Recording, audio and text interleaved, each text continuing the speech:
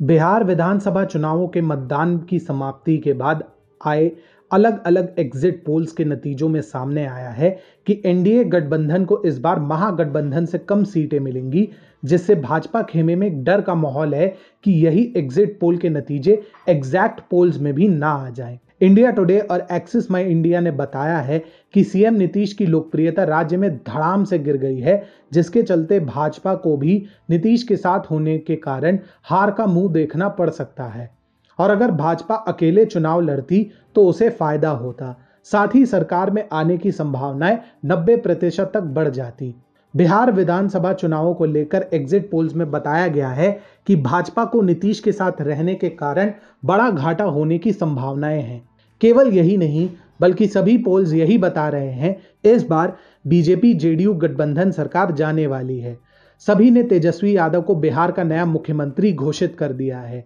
भाजपा को लेकर यह भी कहा जाने लगा है कि अगर भाजपा बिहार में अकेले चुनाव लड़ती तो उसे फायदा होता। बिहार में नीतीश कुमार 15 साल से शासन में है। इस दौरान उन्होंने भाजपा समेत आरजेडी और कांग्रेस के साथ भी गठबंधन किया था। नीतीश जितनी तेजी से राजनीति में आगे बढ़े, उतनी ही तेजी से उनका घमंड भी सिर चढ़कर तांडव करने लगा। नीतीश को महागठबंधन के साथ सरकार चलाने और रातों रात दोबारा भाजपा के साथ आने के बाद ये लगने लगा था कि पार्टी किसी की भी हो, सीएम का चेहरा बिहार में वही रहेंगे। लेकिन हकीकत ये हुई कि बिहार की जनता को उनका ये दल बदल करना पसंद नहीं आया, जो कि उनकी लोकप्रियता के घटने का बड़ा कारण बन गया। नीतीश कुमार के 15 साल के शासन को लेकर लोगों के मन में काफी रोष रहा है। 15 साल की यही सत्ता विरोधी लहर उन्हें सबसे ज्यादा भारी पड़ी है। नीतीश के काम करने के तरीके को लेकर लोगों का यह कहना है कि वो पहले 5 साल यानी 2005 से 2010 के शासन में तो काम करते नजर आए थे, लेकिन दूसरा और तीसरा दोनों ही कार्यकाल विवादित रहे हैं। इस दौरान उनका काम जमीनी स्तर पर नहीं दिखा, जो कि उनके लिए मुसीबत का सबब बना। इसके साथ ही कोरोना काल में नीतीश की कार्यशैली पर सवाल खड़े हो गए।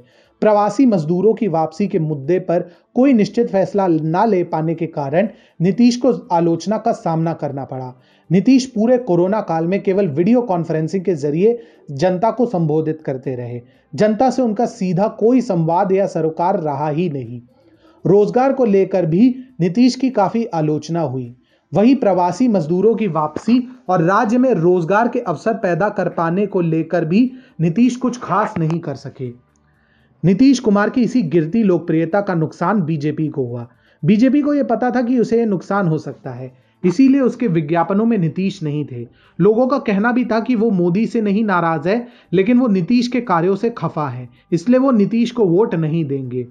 नीतीश इन चुनावों में अपना आपा भी कई बार खो चुके हैं, जो कि उनके लिए और उनके गठबंधन सहयोगी भाजपा के लिए मुसीबत का कारण बना। नीतीश की यही घटती लोकप्रियता भाजपा के लिए खतरा साबित हुई। आज स्थिति यह है कि एग्जिट पोल उसके गठबंधन को महागठबंधन से पीछे दिखा रहे हैं, जो कि यह बताने के लिए काफी है कि यदि बीजेपी बिहार के चुनावी रण में अकेले उतरती तो फायदे में रहते हुए सरकार बना सकती थी, लेकिन नीतीश कुमार ने सब गड़बड़ कर दिया।